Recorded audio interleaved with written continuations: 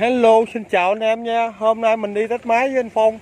Test cái máy 100-201D có trụ băm sung. Nhưng mà thời tiết như gì rồi làm sao anh em? 201D có trộn băm sung nha anh em. Nhưng mà thời tiết như gì sao test anh em? Tới rồi nè. Ngó trắng giả trơn anh em ơi. Bây giờ là ẩn núp lại đây. Ở trên có cái chòi. Có mưa là anh em của chúng tôi đã phóng lên chòi đục mưa lập tức. Mới có tới điểm đánh thả đơn khúc chừng 50 mét, 100 mét gì à anh em ơi. Kiểu này rồi. Ngứa ngừ hổm gài mà kỳ gì nè.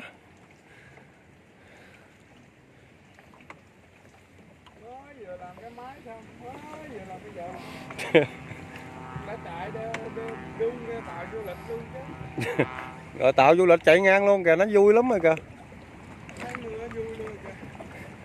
Thấy mưa nó vui anh em tôi đã khổ.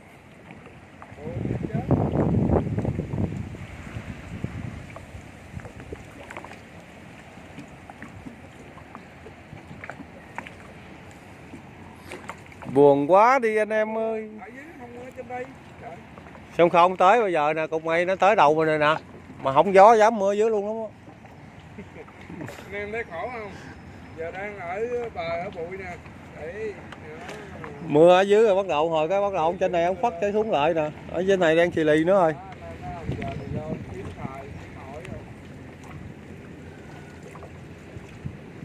Chủ yếu đụng vô đây là trên này có cái chòi cái nhà người ta ở nha anh em. Là mưa lớn là mình chạy lên chòi mình đục nhờ. Rồi một anh Phong đã đi dò thám rồi. Tình hình như thế nào? Mưa đã rớt hột 5 găm.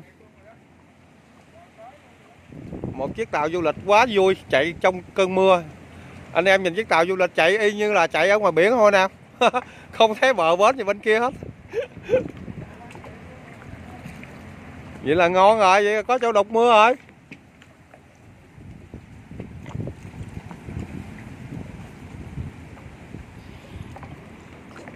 Ghiền quá anh em ơi, thấy nước cũng ngon mà mình tính đi test bậy nó kiếm quay video cho anh em xem. Nhưng không ngờ mưa quá mưa rồi. Đó mưa bên kia cái mút cái bờ bên kia nhìn có thấy lay gai anh em. Rồi chiếc tàu du lịch đẹp quá. Anh em nào sung sướng thiệt chứ có tiền lên chiếc tàu du lịch đó ngồi ăn nhậu. Có người chạy đưa đi tới nơi.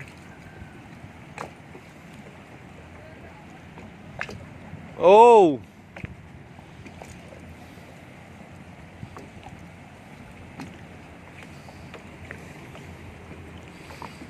trắng giả hết trơn rồi, tới rồi anh em ơi.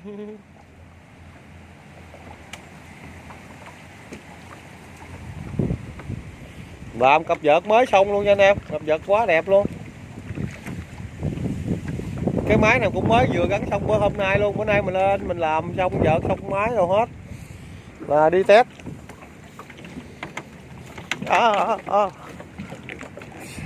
Sao mưa có nửa bờ trở về bên kia rồi, bên đây nghỉ mưa rồi. Trời ơi dông quá dông rồi anh em ơi. Tới rồi chứ làm sao mà khỏi. Thôi đi đục mưa anh em ơi. Mời anh em theo mình đục mưa luôn nha. Còn cái vỏ không có cọng dây luôn anh em. Xỏ con nha cái bổ này lấy con dây cáp mình cột lên cây này luôn nha. Cột con dây cáp này trộn vô đây có nước mà sập cây xài luôn đó. Nó mới mắc cái trôi được cái vỏ. Đó anh em thấy thảm không? Đó lên nhà quan đục mưa thôi. Nhà quan là đẹp nhất. Nhà quan đục mưa cũng đỡ khổ. Ủa sao cái nhà gì kỳ vậy, không có cái nền gì hết trơn vậy?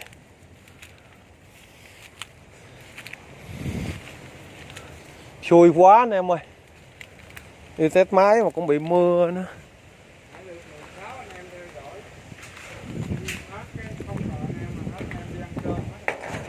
Ngưng khóa ai mày coi.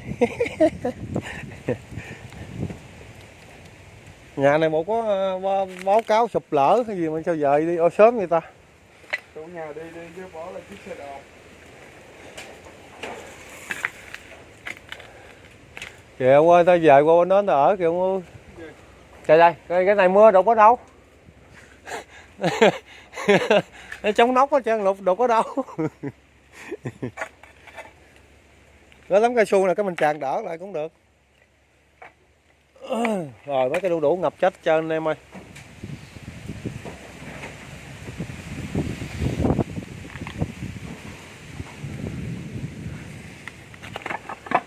Ủa có đem thuốc theo không mà kêu đem hộp gạt sao? Mưa quá mưa thâm nhàn ta ơi. Hên quá anh em ơi. Rồi có tivi kìa bỏ ngoài mưa luôn. Cái tivi đó là mất tiền lắm. Bây giờ bỏ cù lăn cù lót ngoài mưa luôn anh em ơi. Đó cái tivi.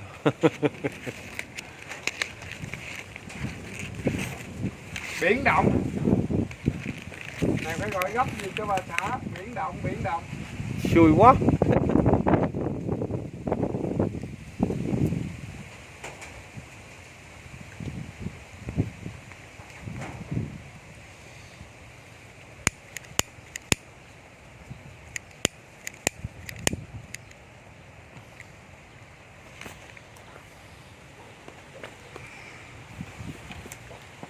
Rồi tới rồi. Tới rồi, có nhà gì mình đục có đâu anh em. Trống lỏng nóc hết trơn rồi. Có còn hơn không?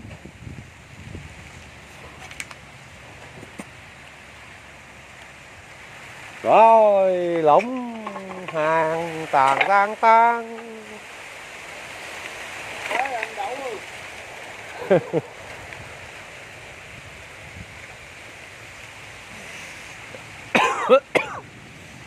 Khổ quá anh Đậu ơi.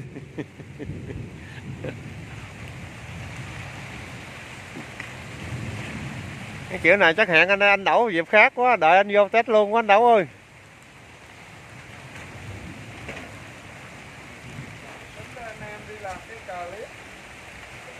Em làm thêm.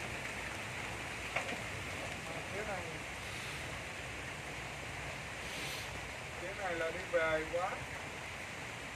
Kiểu này chắc hẹn anh Đậu dịp anh vô test luôn anh Đậu ơi. Mưa này không biết chừng nào tạnh nữa nào.